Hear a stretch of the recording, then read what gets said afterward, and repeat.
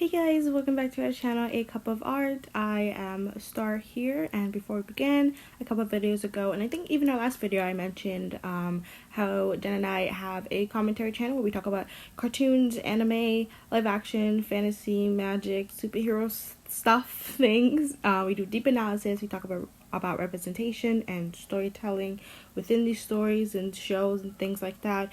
We're going to talk about webtoons, comics, so if that's your cup of tea, that's your cup of art. If you like that type of stuff, then go check it out. Links are down below. So our last video, I drew my OC Stefan for the first time, and that was the first ever time I ever drawn an OC. I've never drawn an OC before. It was honestly a blast. I have a lot more to work on with Stefan and just designing OCs in general, but I thought I would take a crack at drawing another OC of mine for my comic book. So this series is me drawing every character from my comic book, and these are also going to be the first time I've ever drawn these characters, so this is going to be an experience. I have a lot of OC because I was a writer when I was younger. I love writing, so I have a lot of original characters, I have a lot of original stories, and now that I'm getting a lot into art, I mean, I was an artist when I was younger too, but now I'm really focusing my time in drawing a lot of art. I thought that let me bring these characters to life, and so I'm creating a comic book called Truth Unspoken. If you want to know a little bit more about Truth Unspoken, go check out Stefan's OC design video. Because I talk up a little bit about the story in there, and then I have in the description a small summary of Truth Unspoken, the comic book. If I remember, I'll make sure I put it on this description as well, but it was literally our last video, so you can definitely easily find that video and watch it. Yeah, so I'm drawing Kisara today, and she was such a blast to draw. She definitely turned out way different than how I interpreted her in my head, but I'm not mad about it. I absolutely love how she looks like, and I'm just totally fangirling over her. She looks amazing. But basically right now on the screen you see me, I'm just writing my goals, and I mentioned this in the last video that I like to write on my canvas a lot, because I would probably remember that I need to do something, and when I get to that point, I would forget what I wanted to do and I would do something completely different, or I would forget what I wanted to do and I would just never do that in general, and I would probably remember like weeks later, I'm like, oh my god, I wanted to do like this weird thing with her hair, oh no. So that's what I like to do, and I just like to write all over my canvas. Sometimes when it gets late at night, I just write in my canvas like, oh my god, it's like 12 a.m. in the morning, like I need to go to bed, like, so I just write stuff just in general. But here I'm writing my goals because I had envisioned Kisara a certain way, like I said, and so I just need to write things down because I didn't want to just kind of like eyeball it, and I didn't really eyeball it with Stefan, but I just wanted to put a little bit more thought into how I was designing Kisara. So I knew aspects of her design that I wanted. I wanted her originally to have like two different colored hair, like, you know, kind of like a Harley Quinn style hair. And so that's what I wanted to do, and so I was writing like what her hair color could be. I was writing her eye color, just so like it doesn't get lost with the hair, because the hair is gonna possibly be two different colors. It's gonna be a wide range of colors, so I didn't want her eye color to get lost, but at the same time I wanted sort of a neutral color, because I wanted to do like a funky color or something like that, because I mentioned in the other video that humans, if my human characters, I'm going to give them basic eye colors, and then for anyone who's part of the magical dimension, they will have more weirder colors like yellow eyes, purple eyes, things like that. So I want to give Kisara a neutral color, which would have been brown. But then I was like, okay, if I need a color to pop off, because it's kind of getting lost, I could do a bluish gray, because, you know, people usually have bluish gray eyes, but kind of figuring out the bluish gray eyes, like that color, just wasn't working out. So I think at the end I just resorted to brown. But Anyways, I'm gonna give you a little bit about Kisara before I just talk about my thought process when drawing this magnificent girl. So I'm just gonna do a quick bio like I did with Stefan's character, but Kisara is 18. Naturally she has short hair, but she loves to wear different like either hair extensions, wigs. She loves to dye her hair, so her hair is naturally short. But you will probably see her at one point in the comic book with like really long hair, or like a buzzed wig or something like that. If that's even a thing, I'm assuming it is. But yeah, so she has short hair. She has vitiligo skin, so you're going to see me draw that. And if you saw my goals, I made sure I remembered vitiligo was that's what she's gonna have. And then Kisara is an orphan, and she's been an orphan all her life. She's been in and out of like foster homes, stuff like that, but now that she's 18, you know, she's legally out on her own, and she's just finishing high school. She's living on her own, and nobody besides like the school board knows that she's living on her own, things like that. But Kisara doesn't really have a lot of friends. She does hang out a lot by herself, just because it's hard for her to get close to people because the fact that she was an orphan and her parents gave her up. So she has abandonment issues, and she's afraid to get close to people, and if they have to leave, it's just gonna like hurt a lot. But you know, Kisara is the type of person who doesn't like to think about the negatives in her life and, you know, any negative feelings. She just likes to overrule that with very positive feelings, and the way she does that is she loves to write. I created Kisara's character as an aspiring writer. So she takes inspiration literally from anywhere, and if it's like a small thing where a ladybug landed on someone's shoulder, and she can instantly think of like a cute story about that scenario, or she takes inspiration from old stories and characters and things that she had written before, and she like kind of conveys that through herself physically. So she wrote a character who like really loves Halloween, and in that story that character went all out and, you know, decided to dress like a pumpkin or something, but she wanted to be like a sexy pumpkin. So she wore like black tights and an orange shirt, and she dyed her hair orange black. Kisara for Halloween, she would do that because she takes inspiration from what she wrote and she conveys it physically. That's why for here I gave her a black and orange hair color. You'll see that later, but I gave her a black and orange hair color because I was thinking that if she was taking inspiration from my character that she wrote, that's how she would convey it through her hair. That's why I say she wears a lot of wigs, because she likes to take inspiration from books and stuff that she's read or books and stuff that she's written and convey it physically through herself. And she conveys a lot of that through her hair. That's why she wears a lot of wigs, but she can convey it through her clothing. But for the most part, her clothing is just simple. She loves patterned shirts, and she loves pastel like colors. She can go dark, but usually it's not like, she doesn't wear dark for her hair. I mean, she doesn't wear dark for her clothes. She can wear like have like a dark color in her hair. She can have dark colors with her footwear, but usually her shirt and pants are usually pastel colors. You know, it's a nice balance of like a mixture of both.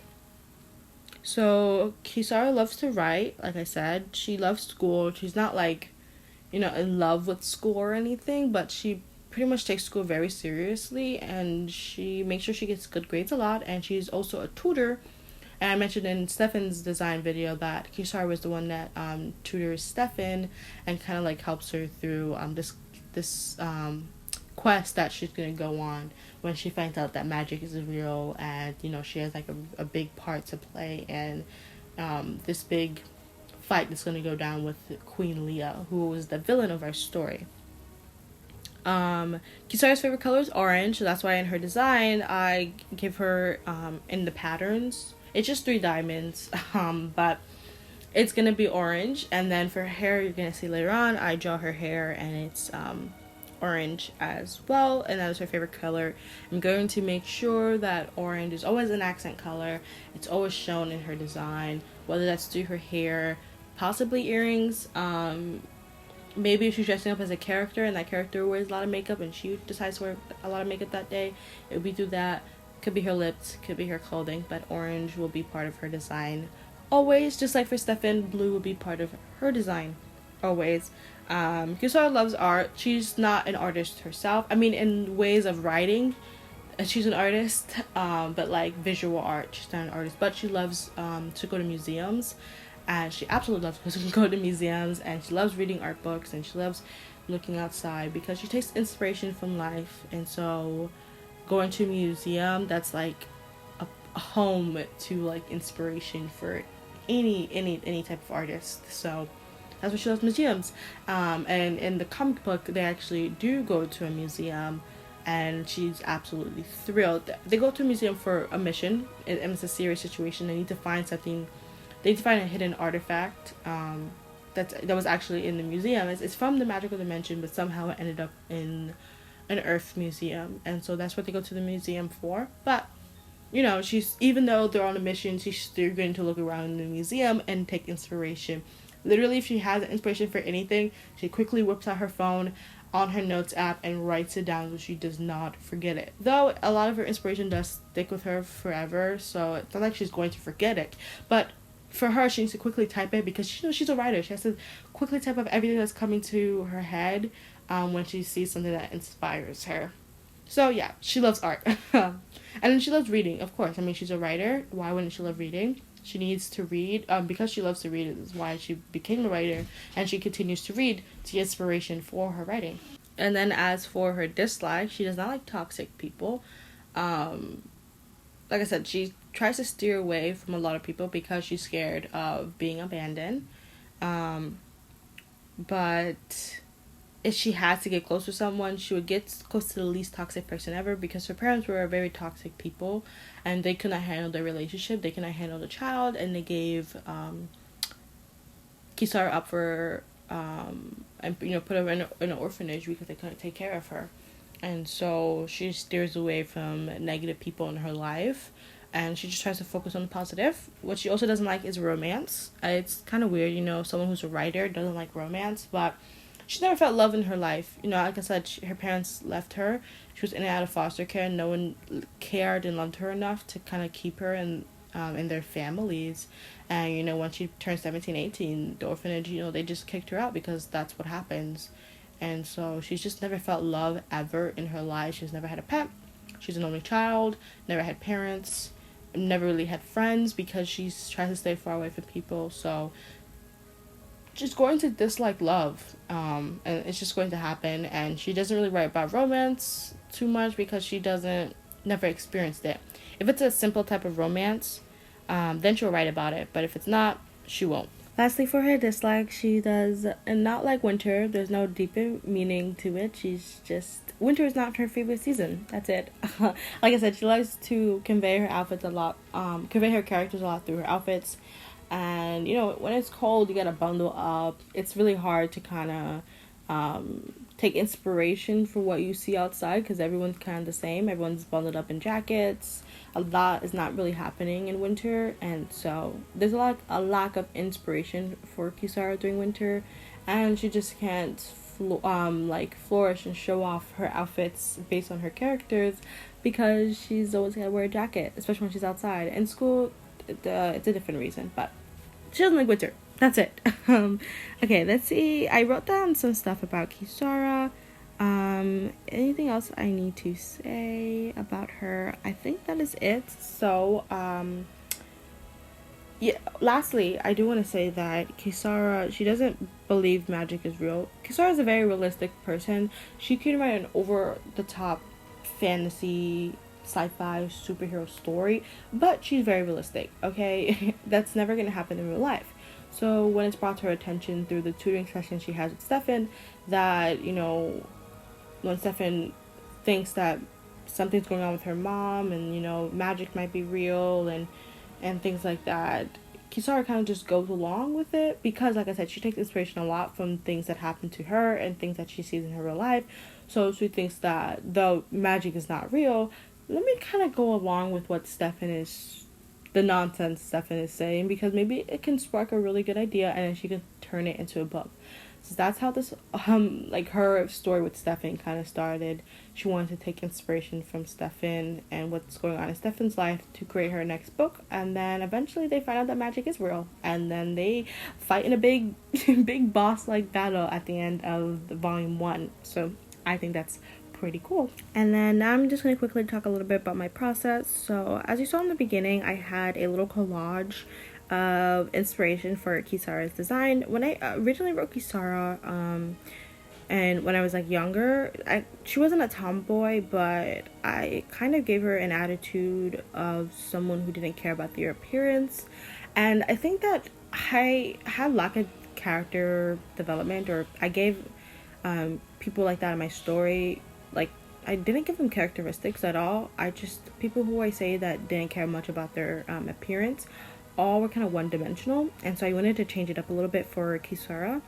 And I thought, okay, how can I do that? Let me go to Pinterest, and that's what I did for Stefan too, but I rarely used Pinterest for Stefan, and that was my downfall. And so I think that's why I like Kisara's design over Stefan's, because I use Pinterest a lot and I use a lot of references. But I made a collage of any images that I found on Pinterest, and I put them all into Ibis paint, and I kind of made a little collage.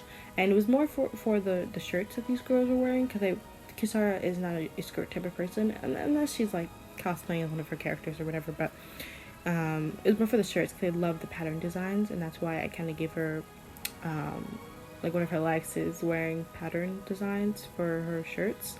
So yeah, I use a lot of references for that.